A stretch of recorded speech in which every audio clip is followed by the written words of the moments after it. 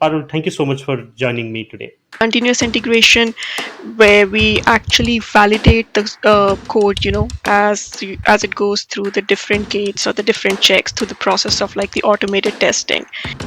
It's important to see here that the like address the risks that are ranked high or extreme, like extremely critical. And what exactly security debt refers to, it's like an accumulation of your different vulnerabilities within your software that has kind of gathered because you're not able to fix or address those vulnerabilities given the resource constraint or given the time of fixing those. It's definitely important to prepare in advance, which means that have an inventory of all your IT assets, your networks, your servers, as well as your endpoints, and then identify which of them are the critical assets. So for containment, think of it like, for instance, if you have like applying a bandage over something that you just want to contain the damage to, you don't want it to spread at all.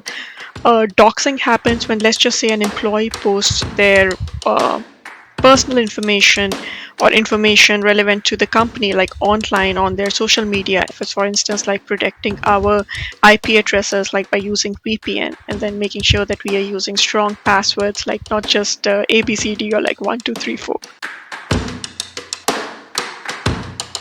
Hi, everyone. Thanks for tuning into our Scale to Zero show. I'm Purushottam, co founder and CTO of Cloudanix. Scale to Zero is a forum where we collect questions from curious security professionals and we invite security experts to learn about their journey and also to get these questions answered.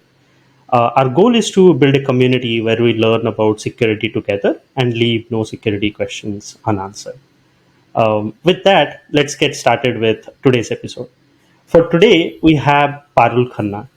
Parul is a senior consultant in the field of information risk management with background in incident response, cybersecurity investigations, and software engineering. Previously, she has worked as a core team member of Cybersecurity Operations Center at one of the Canada's big five banks. She holds a master's degree in information security and multiple certifications around security like CISSP, CCSP, CISA, and CRISC, etc., etc. She has also published a research paper on doxing an international conference on information security, privacy, and forensic held in Montreal. She serves as a vice president for the ISC to Toronto chapter and is also an active mentor at cybersecurity communities dedicated to guiding folks looking to advance their career in the security field. Parul, thank you so much for joining me today. Great. Yeah, it's my pleasure. And thank you so much for having me as part of Scale to Zero. Absolutely. Thank you. So the way we do this show is we have two sections. One is the security questions, and the other one is the rapid fire. So let's start with the security questions. And in that, I want to start with how does generally organizations set up their risk management programs, right? Typically, what security leaders do is they follow a risk matrix methodology to assess and also determine the priority of different risks at hand. So, how should the organizations approach assessing risk, and how should they prioritize the risks from the matrix? Right. So yeah, it's a great question, and thanks Purushottam for this question, considering that I'm itself from the risk management field.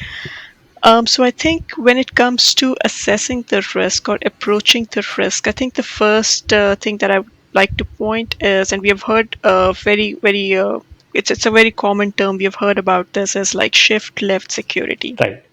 which is essentially the practice of moving our testing quality and performance, if all those things early in the software development lifecycle. Right. So I think that's one of the approaches that the organizations should be taking when it comes to deploying anything in production. And there are associated advantages, like when we say about like shift left security, you get your early detection Mm-hmm. to your vulnerabilities and your software bugs. You have cost savings because the time it takes for you to fix something when it has literally like you are towards the end of your project is more as compared to the cost and time it takes to fix something at an early on stage when you are still during your requirement gathering or your design phase. Right. So yeah, it's one of the things I would say. Yeah, it's a shift left security, and probably a good ideal example of this would be a use case that comes on top of my head would be something like a CI/CD pipeline, Mm-hmm. which is your continuous integration and your continuous deployment. So continuous integration where we actually validate the code as it goes through the different gates or the different checks through the process of like the automated testing. And then your continuous deployment is that once the code has successfully passed through those the continuous integration phase, Mm-hmm. we are confident enough to deploy the code into production. So yeah, I think it's good if the organizations start taking this approach for like have the focus on the shift left security and engage the stakeholders, the risk partners, and all of the appropriate security teams at the beginning itself. And at the beginning means that during the requirement or the design phase as well, design phase itself, rather than during the development or the testing phases. And then to answer your second question, which was like how should they Right. prioritize the risks? So I think yeah, it's important to see that like what a risk matrix actually depicts is like your likelihood versus the impact, and then it has a severity rating associated with those risks. So it's important to see here that the like address the risks that are ranked high or extreme, like extremely critical. Mm-hmm. So it's important to address those risks, and then depending upon your team's resources, then you can also see or address like the medium as well as the low risk categories. But let's just say if something has a high impact and there is a high likelihood of occurring for that risk, so definitely yeah, that needs to be addressed first. So that's where I think the what the risk prioritization or the risk matrix brings to us is it helps us to prioritize like what are the critical risks that needs to be addressed first and foremost. Right. So you touched upon two areas, right? One is the start as early as you can when it comes to security, right? In the software engineering lifecycle, and shift left. Don't let the security holes go to production, right? Maybe you start as early as you can. And the other thing that you mentioned, like around the matrix, like prioritization, like criticals or high severities, maybe it should be a must that you need to address them. Maybe medium and low can be in the backlog, but extremely likely risks or severity risks, high severity risks should be addressed. That's Yeah. right. Yeah. So I want to extend that a little bit, right? You mentioned about working on high priority critical, but sometimes what happens is according to the risk appetite, right, of the organizations, they tend to put mediums, minors, or the low ones into the backlog, and nobody pays attention to that for months. And we received this question from a fintech startup. They're trying to understand that when we say put things in backlog, they become like a security debt, right? Similar to tech debt or product debt.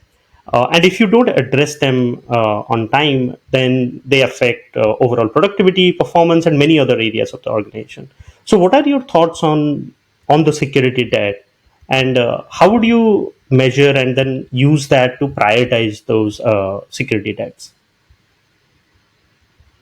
Right. Yeah.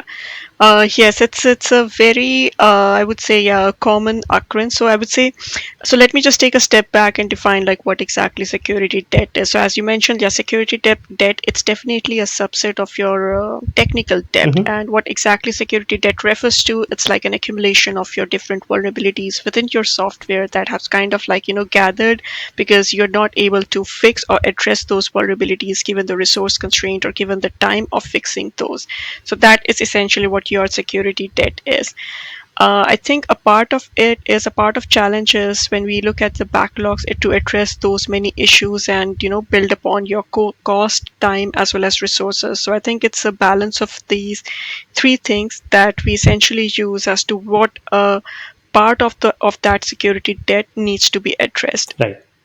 Then there is second The second way to look at it would be the like let's just say when we are shifting security left, if from the starting itself we are able to address or remediate these issues, then probably this debt is not going to burden us like as it does when there's like a collection of huge backlogs. Correct. So yeah, I would just re-emphasize on the fact that when the security gets baked in or like built in during the early processes or during the early stage itself from the start, then it becomes easier to handle these vulnerabilities rather than having to go through the whole process of accumulating your security debt and then working on your time resources as well as budget constraint to see okay which all debts needs to be addressed first and foremost, because even then you would have to do a prioritize, right? Like the Right. debt, some debts will have more cause more damage as compared to the other ones. So I think yeah, it's a balance out there.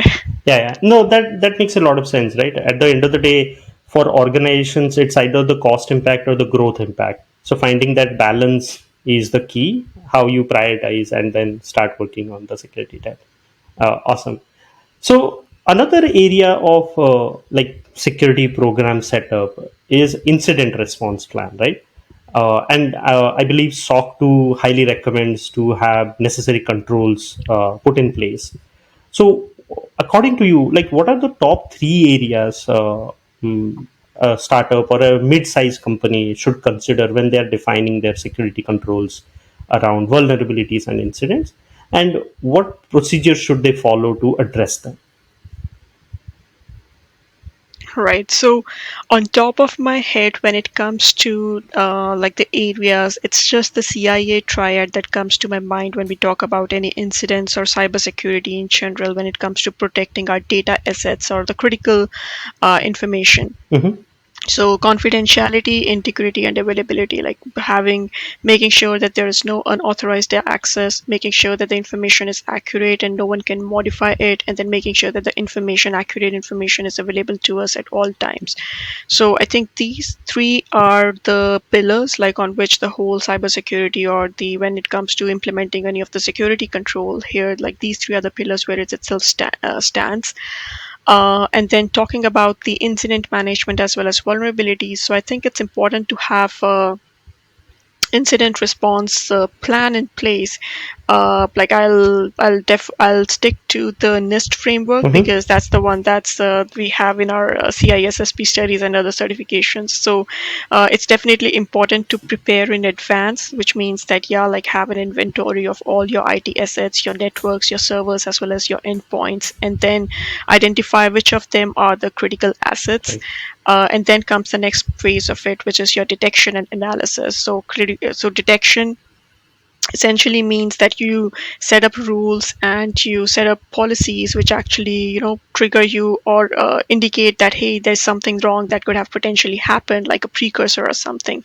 And then analysis clearly involves like identifying a baseline or normal activity for those affected systems, and then correlating the related events and seeing like how they deviate from the normal behavior. Right. The next part of it essentially is your containment, eradication, and recovery. So for containment, think of it like, for instance, if you have like applying a bandage over something that you just want to contain the damage to, you don't want it to spread at all. Right. And then comes your eradication and recovery, where you see that once the incident has been successfully contained, you should act to remove all the elements of the incident from the environment. And this might include let's just say identifying your affected host, removing the malware, and then closing or resetting the passwords for the breached user accounts. So I think yeah, it's important to definitely have the incident response management plan. I would like to emphasize on the importance of the post-incident activity here as well, which essentially is your lessons learned or how could we have dealt with this incident better, Hmm. in a more timely manner, or like what could the staff, or the people working to resolve that incident, what could they have done differently next time Right. if the same incident occurred, Right. and have we are we equipped enough to actually prevent similar incidents from happening in future, or have we discovered new precursors or indicators of similar incidents to watch for in future. So I think yeah, it's very critical, it's important to have the post incident activity, just like kind of a brainstorming session and the takeaways from it, and then document the same as well. The same thing I would say is applicable for your vulnerability management. So this is essentially has to have a process in itself. So you need to identify the vulnerabilities. Again, there are vulnerability scanners which are available to Right. identify like a variety of systems, your vulnerabilities on a variety of systems, which is like running on a network or your laptops or your desktops, and then evaluating those vulnerability, like if it comes to whether it's a true or a false positive, and then could someone directly exploit this vulnerability from the internet, or how difficult it is to exploit this vulnerability, or is there like a published exploit code for this vulnerability, and what would be the impact to the business if this vulnerability is exploited. And then based off on all these analysis, like it gives you a like a CVSS, like that score itself. So I think that's where you start treating your vulnerabilities based off on that score. Or that's where you adopt the remediation phase, like be it fully fixing or fully remediating, or patching a vulnerability so that it can't be exploited. So I think that's the approach, or that's the process that is followed along.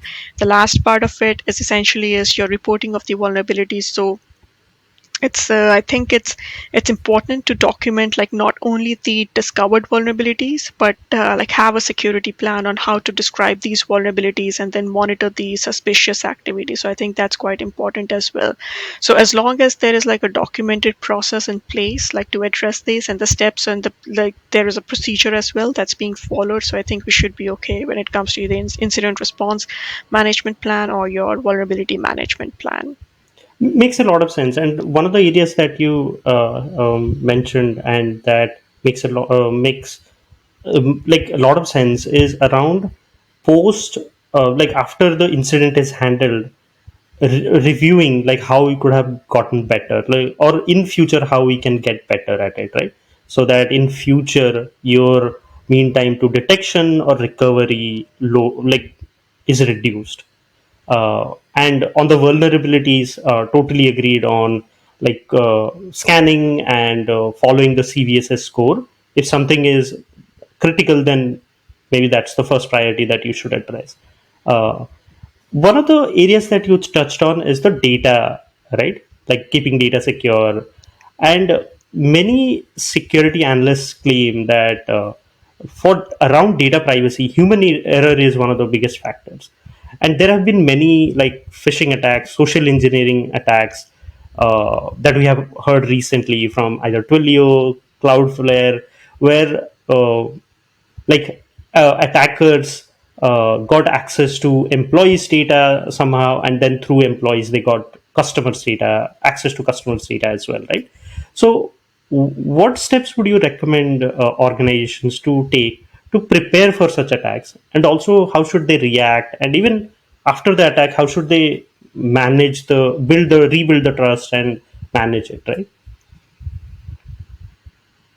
Right. Yeah. It's again a great question. So I would like to pivot here the discussion towards, let's just say, towards my research, which is like kind of like was based on social engineering itself, but rather more focused on doxing, which is a part of like which is a form of social engineering. So doxing happens when, let's just say, an employee posts their personal information or information relevant to the company like online on their social media, and then doxers kind of like scan through that and gauge that information, and then have that information, use that information to launch the attack. So Mm. basically in a doxing attack, the hackers might publish someone's telephone number or social security numbers, or they misuse the social security number, or even the home address as a matter of fact, or the credit card numbers, the bank account numbers. So I think it's critically important that we have the training and awareness in place for the employees, and it's important as well to take certain precautions on our end, for instance, like protecting our IP addresses, like by using VPN, and then making sure that we are using strong passwords, like not just ABCD or like 1234, and then using separate usernames, for different platforms, and not using the same password for all the different platforms or for all the different accounts. And then it's critically important that we take enough steps to review and maximize the privacy settings on on the social media account, so that when the third person or someone who is unknown to us is viewing it, they're not able to find that information. Because yeah, a lot of people don't know that that their account, they are like exposed to public, and that kind of like leads to a breach of their personal information. Yeah, setting up like multi-factor authentication, definitely, be it your banking accounts or your social media accounts. So that's one of the things. And then just being aware that certain information can never be shared. For example, you don't want to post your social insurance number on your like Facebook profile or your social media account, right? And then just being careful, like not to overshare, and then not to provide your personal informations, and making sure that the even if you're subscribing like to any of the third party websites, making sure that that information is the information asked for is actually the one that like information is being put to some use, right? They're not asking for unnecessary information which you don't think that it's relevant to the context. So I think yeah, a lot of these comes as part of your training awareness, and then just making a regular like yeah, being staying up to date and being aware about it. Hmm. So yeah, that would be my stance on it. Okay. I definitely learned something new here. Like doxing, I'm not very familiar with it. I'll definitely research more on that after this episode. But yeah, that sounds interesting. One of the things that you mentioned, right, that maybe don't overshare when it comes to either your personal social media, or only share which is relevant, so that you don't lead to like these attack vectors. So keeping the data in mind, uh, I want to talk about data loss prevention a little bit. One of the core principles of that is like labeling and tagging it, and it's not that like trivial to do that. And on top of that, if you add the daily volume that we generate, it becomes complicated. And on top of that, there are multiple vendors. Every organization works with multiple vendors who have access to the data again, right? So it becomes ever more challenging, sort of impossible as well. So what metrics should be put in place to measure and monitor any data loss that might happen, or how should they be classified and segregated so that we can prevent any data loss? Right. So yeah, I think for like data loss, it's critically important. And when we talk about metrics, it's critically important that first of all, like there are a few things to keep in mind. So for instance, like your number of policy exceptions, which is granted for any defined time period. So think of like exceptions, they're like temporary permissions which are granted on like case to case basis. Mhm. And if the exceptions they are not tracked or documented, then these could definitely result in potential vulnerabilities, or someone could actually just misuse their exception. So the number of it's important to keep a track of the number of exceptions for a defined time period, and that they should remain as minimum as possible. The second part of it, like the number of false positives which is generated by your DLP tool. So I think it's important for the businesses to maintain a balance between the false positives as well as their true positives, right? Because you don't really want to be an impediment to the business by generating a lot of false positive alerts, or just blocking or archiving those false positives. So yeah, I think it's one of a good metric and a good indicator of your data classification effectiveness or DLP rule set effectiveness. The third part of it would be the mean time to respond to any of your DLP alerts. And by this, I mean, let's just say, for instance, you know that in it, that like there is a like how actively are you monitoring your DLP alerts? So that's the summary of it. Okay. I mean, let's just say if some employee has sent a lot of PII information like externally to their own Gmail addresses, and you're kind of like monitoring the same event after a course of maybe like 2 weeks, or maybe maybe 3 days. So I think yeah, there's like a time gap of it. So it's important because uh, yeah, it's important to actively monitor your DLP alerts as well, and then take action on them as well, and then prioritize them on the basis of like their severity. So I think yeah, it's quite important, just to make sure that there is no insider threat as well.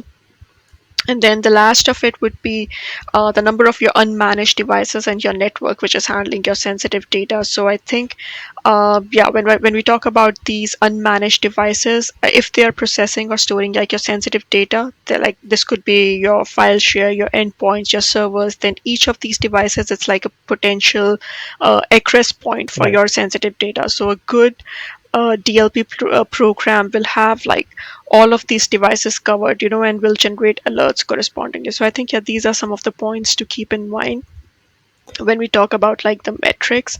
Mm-hmm. And then talking about how the data should be classified and segregated to prevent like any data loss. So I think yeah, the like if when we talk about like when we look at the broad picture of it, it would be like something which is external, internal, and then your internal, your confidential, and then your highly confidential data. So I think it's important to have a correct data classification so that your DLP alerts get triggered accordingly. Mm-hmm. But yeah, I think it's yeah, a lot of emphasis should be actually placed on your data classification as well. Okay. Yeah, to have an effective DLP program. Makes a lot of sense. Some of the takeaways from this for me is like the excessive permission thing that you mentioned, that should be minimum. Like the duration should be minimum, right? Sometimes when we are in, let's say, a production issue or something like that, we provide excessive permissions, but we should limit that. The false positives, that is very important. I think you highlighted that really well. That you have to cut down the signal versus noise challenge, right? You cannot have hundreds of alerts, then you will start ignoring, like the receiver would start ignoring. Makes a lot of sense. So I have one more question on the data aspect. Let's say for startups who are working in fintech or healthcare, they store a lot of PII or the financial information, health records. How should they plan about like storing that, protecting that? Is encryption an answer to all of this? Right. So again, a great question. Yes, I would say apart from yeah, encryption is one of the possible there are ways to protect the sensitive financial data like your PII or your bank account information or your credit card information. Then I would say defense in depth, the concept of defense in depth, where we have like multiple layers of controls in order to protect the sensitive data. For instance, like using strong password and making sure that there is two-factor authentication and multi-factor authentication in place, probably like the use of biometrics. And then you're constantly backing up your data, and the data is like encrypted. And for that backup, you regularly test that backup, like if it actually works or not, or doesn't work. And if there comes a time when you have to purge or destroy the data, you're safely disposing it, you're safely, securely destroying your old media with your personal data in it. Making sure the points that we covered earlier, for instance, for example, for the vulnerability management, that all your patches are applied and your systems, your system is up to date. And then you're also using a secure wireless network and not just the public Wi-Fi. So I think yeah, it's important. Like some tiny steps, like if you're accessing your sensitive or financial information, you're making sure that there is no shoulder surfing or tailgating, and kind of like dumpster diving. So those things in place. And then you're locking your device when you're actually when you're away from your desk or workstation. And then avoiding uploading the sensitive documents to the cloud. So yeah, like these are some of the best practices. But yeah, I would say when it comes to uh, other than encryption, yeah, I would say like defense in depth would be the best, like having multiple layers of control to protect our sensitive data. Yeah, I love that you mentioned defense in depth, because I've also started noticing that a lot when it comes to like data security discussions. Thank you so much for sharing that. Um, yeah, with that, we sort of conclude the security questions section. Thank you so much for these answers. There are few things which I have learned, like doxing, going more details into defense in depth, and more around doing the basic things correctly. Like as you said, like MFA, or there shouldn't be any tailgating and stuff like that. So thank you so much for sharing these insights. Here are the top three things that I learned from the discussion. First, for risk management, have security baked in early in your SDLC process. This helps in your security debt prioritization as well. Second, follow the information security triad, which is also known as CIA triad, the confidentiality, integrity, and availability for data protection and cybersecurity. Apply the NIST framework for identification, detection, and analysis of your critical assets. The third one is to avoid phishing, social engineering, or even doxing attacks. Follow the basics of security properly, like use of a multi-factor authentication or use of strong passwords, and use VPN at minimum. So I want to go to the rapid fire section now.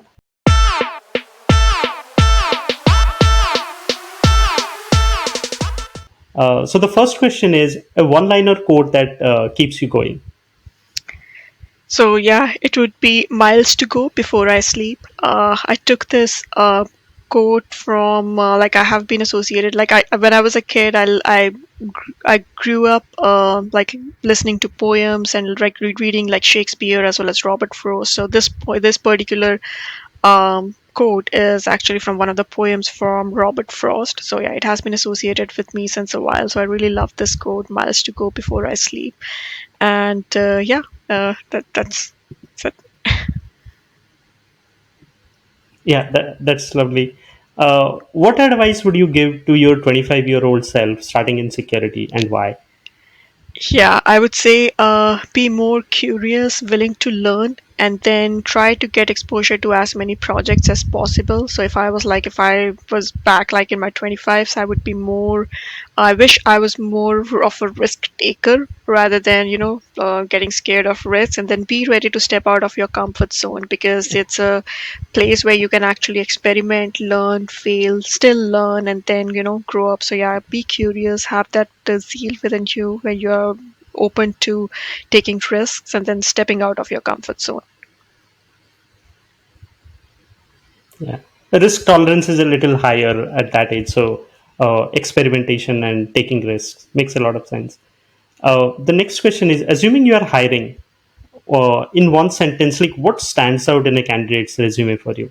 Right. I would say the passion, like the passion to do their job, the passion to learn things, as well as the willingness and curiosity to learn things are some of the things that's just like the strike out. That yeah, that like really stand out for me when yeah, I'm looking around for candidates. Yeah, like hard work, dedication, discipline, all these things, they are like an added bonus. But yeah, definitely the person should be passionate about what they are doing and have that willingness in them to actually learn more about it and be willing to take additional, tweak and mold themselves to adapt to different situations. So yeah, that's something that I would look forward to. Learner's mindset. Yeah, love that. What's the biggest lie you have heard in cybersecurity? Yeah, I was reading an article recently, so I think it's yeah. I think one of the things was that they said like we are a small company and then they will not hack us. So I think this mindset, yeah, it's more of like a lie. So yeah, it's like something which has not been broken until now. It's not wise enough to assume that okay, yeah, we are up to date or we are like totally safe and secure and like nothing can go wrong.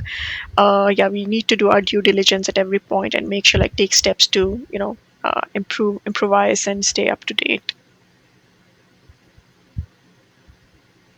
Makes a lot of sense. Uh, how do you stay up to date on like latest trends in the security, new threats coming into the security world?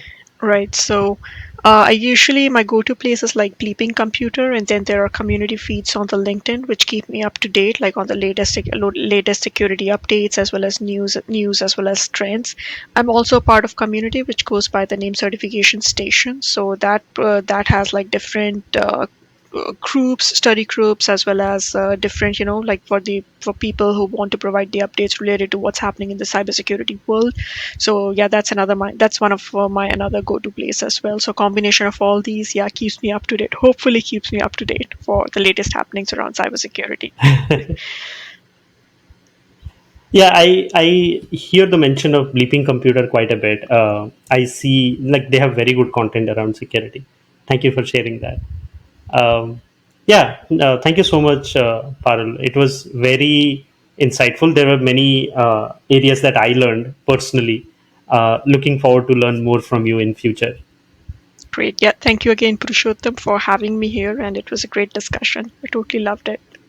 Thank you. Thank you. So, and to our viewers, thank you so much for watching. Hope you learned something new. If you have any questions around security, share those at scale20.com. We'll get those answered by an expert in the security space. See you in the next episode. Thank you.